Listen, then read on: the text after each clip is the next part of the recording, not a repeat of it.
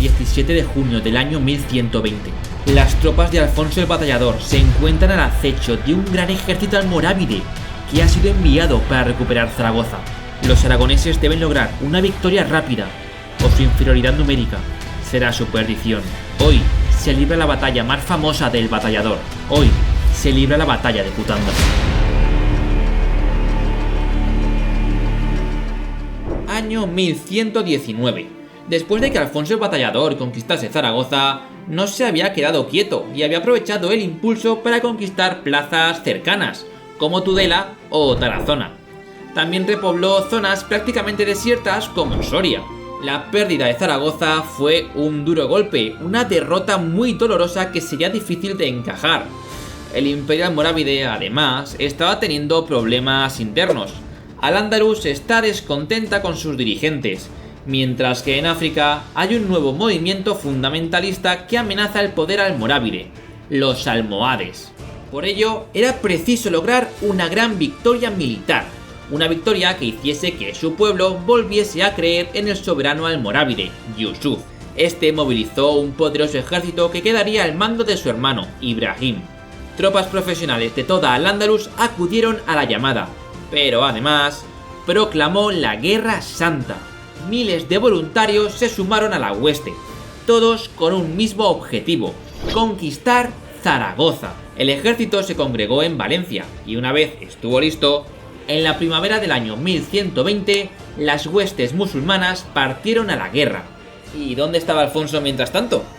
Pues el batallador se encontraba sitiando Calatayud, aprovechando, como dije antes, el impulso de la conquista de Zaragoza.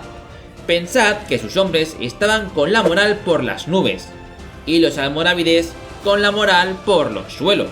Si Calatayud caía, el reino de Aragón tendría una importante plaza desde la que continuar la expansión hacia el sur. Y junto al monarca aragonés se encontraba Guillermo de Aquitania, que al igual que hizo Gastón de Bern durante el asedio de Zaragoza, que vimos en el anterior capítulo, se unió a la cruzada de Alfonso. Dato curioso sobre Guillermo de Aquitania: poseía más tierras que el propio rey de Francia. Era veterano de las luchas en Tierra Santa, fue excomulgado 2 veces y fue el primer poeta en lengua romance, un caballero digno de Juego de Tronos. Bueno, pues este acudió con 600 caballeros a servir en las mesnadas aragonesas. Cuando Alfonso se enteró de que los almorávides estaban marchando rumbo a Zaragoza, tomó la decisión de partir al encuentro de sus enemigos. No podía confiar la defensa de la ciudad a la guarnición. La urbe aún era inestable socialmente y sus defensores no eran numerosos. Dejó una pequeña fuerza a mantener el sitio de Calatayud y partió a detener a los sarracenos. El problema es que contaba con pocos caballeros, infantes y campesinos armados. Y esto es así porque al conquistar tantas fortalezas, se había visto obligado a ir dejando guarniciones por el camino, menguando su ejército. Tenía ahora 2 opciones. Por un lado, ir a Zaragoza a defender la urbe. Sí, los almorávides no eran buenos asaltando ciudades, pero podrían rendirlo por hambre. Y además, en la ciudad, la caballería pesada aragonesa no sería de utilidad. La otra opción era interceptar al ejército musulmán por el camino. ¿Y dónde podría atacar a los musulmanes?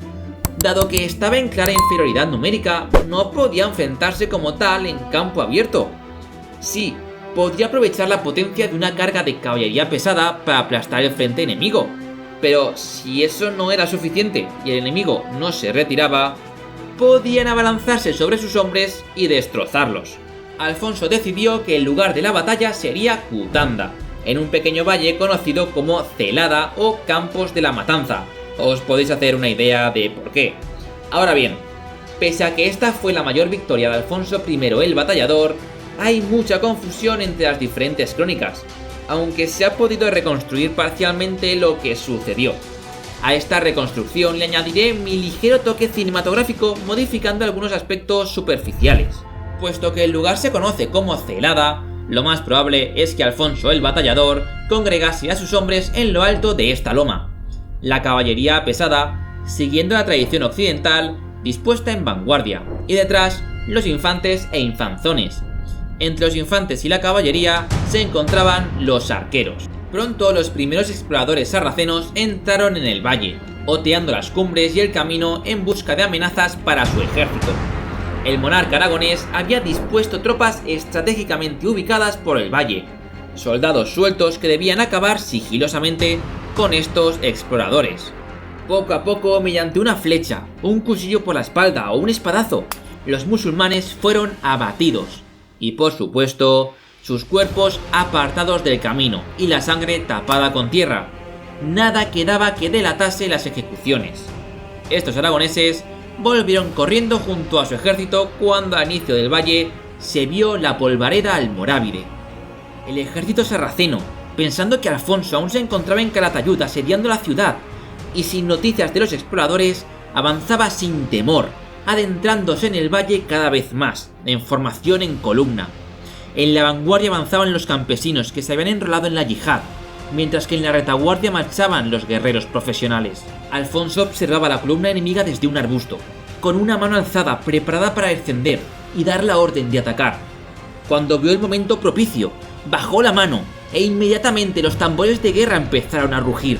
El estruendo de la percusión descendió la ladera, rebotó con la opuesta y retumbó por todo el valle como si un ejército de 100.000 hombres estuviese al acecho. Los arqueros aragoneses abrieron fuego, lanzando una continua lluvia de flechas al cielo. Antes de que la primera comenzase siquiera a caer, la segunda ya había sido disparada. Y cuando la primera flecha caía sobre la columna enemiga, la tercera ya estaba volando. Había que avasallar a los musulmanes, no dejarles pensar, hacerles creer que el ejército de Alfonso era 10 veces más grande de lo que realmente era. La caballería pesada se puso en marcha. En esta ocasión con poca profundidad, pues debían cubrir todo el frente posible para, de nuevo, dar la sensación de ser más.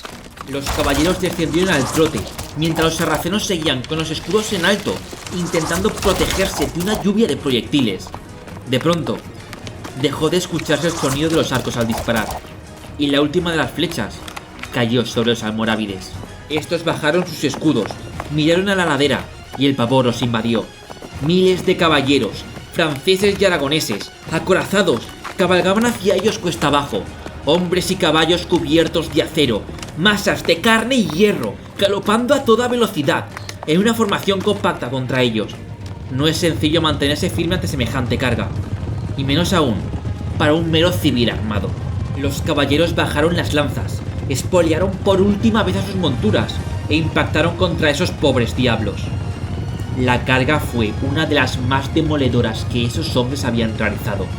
Atravesaron las líneas sarracenas como si de mantequilla se tratase.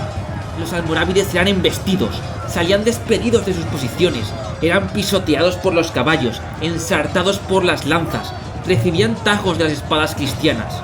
Una matanza. Los caballeros entraron por un lado y salieron galopando por el lado contrario con menos de una decena de bajas. Detrás de ellos habían dejado más de 2 centenares de muertos y una mayor cantidad de heridos. Los sarracenos dieron media vuelta y encararon a los caballeros, intentando recuperarse de la sorpresa y del shock que habían recibido. Se apretaron unos contra otros y observaron cómo la caballería franco-aragonesa reformaba.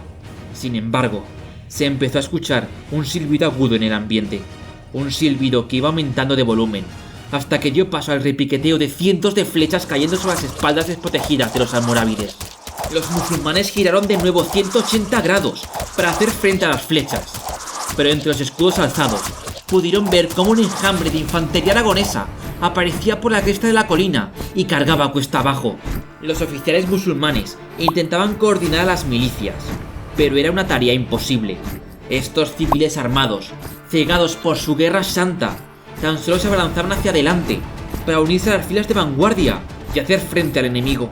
Y la infantería regular, que podría salvar la jornada, no acudía como refuerzo. Sus oficiales se negaban a mandar a sus huestes aún. Preferían que los aragoneses se cansasen, se agotasen, matando a los milicianos. Algo similar a la batalla de Sagrajas. Pero de nuevo se empezó a escuchar un sonido aterrador. El retumbar de cientos, miles de cascos de caballo al galope. Las milicias sarracenas, que estaban orientadas hacia la infantería aragonesa, no vio venir el golpe. La caballería pesada de Alfonso arrolló por la espalda a los almorávides. Sus espadas subían y bajaban, manchando de sangre sus armaduras, regando el valle con la sangre del Islam. De nuevo, la formación musulmana se deshizo, y los caballeros pudieron atravesar las filas enemigas como el espolón de un barco, surcando un mar en calma. Tras atravesar a sus enemigos, los caballeros se echaron a los lados, dejando camino a los infantes aragoneses que buscaban su propia ración de pelea. Los milicianos que no estaban en la lucha seguían presionando hacia adelante para unirse a la refriega, pero los civiles que estaban combatiendo ya no querían seguir luchando. Después de 2 cargas de caballería, de ver a la infantería cristiana rugir mientras cargaba, fue demasiado. Empezaron a retroceder, pero no podían, pues los de detrás empujaban hacia adelante. Estaban condenados. La infantería aragonesa chocó contra las milicias y las arrolló. Los oficiales de la infantería sarracena profesional, viendo cómo evolucionaban los acontecimientos, ordenaron la retirada. De forma ordenada, se marcharon del valle a la máxima velocidad posible, porque sabían que lo peor no era la batalla. Lo peor es lo que venía después: la persecución de un ejército que huye despavorido. Pero esto no lo sabían las milicias. Los civiles armados seguían empujando hacia adelante, uniéndose a la refriega, pero pronto perdían la moral o la vida. El empuje de Aragón era imparable.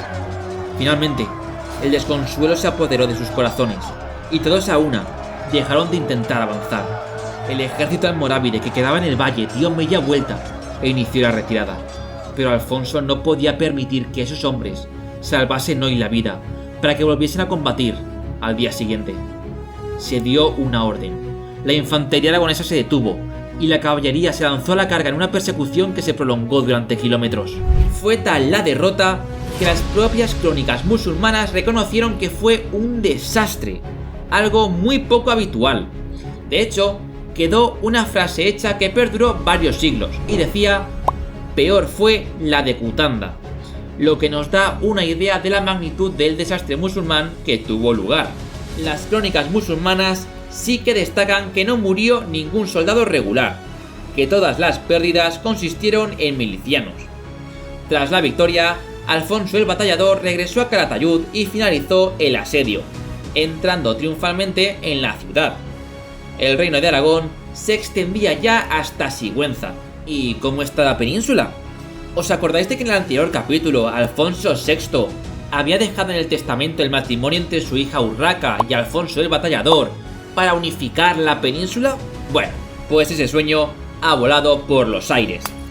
Va cogiendo forma lo que se conoce como la España de los 5 reinos. Que sí, que no existe España, pero es como se le conoce. Portugal va camino a la independencia a marchas forzadas bajo el liderazgo de Teresa. León, Galicia y Castilla se mantienen unidas, pero Castilla ya ha probado el sabor de ser un reino independiente y pronto volverá a serlo. Aragón y Pamplona están bajo la misma corona, por el momento, y en el este, el condado de Barcelona sigue expandiéndose y anexionándose a sus vecinos, aumentando de forma considerable su poder. Veremos cómo sigue evolucionando todo esto en el próximo capítulo.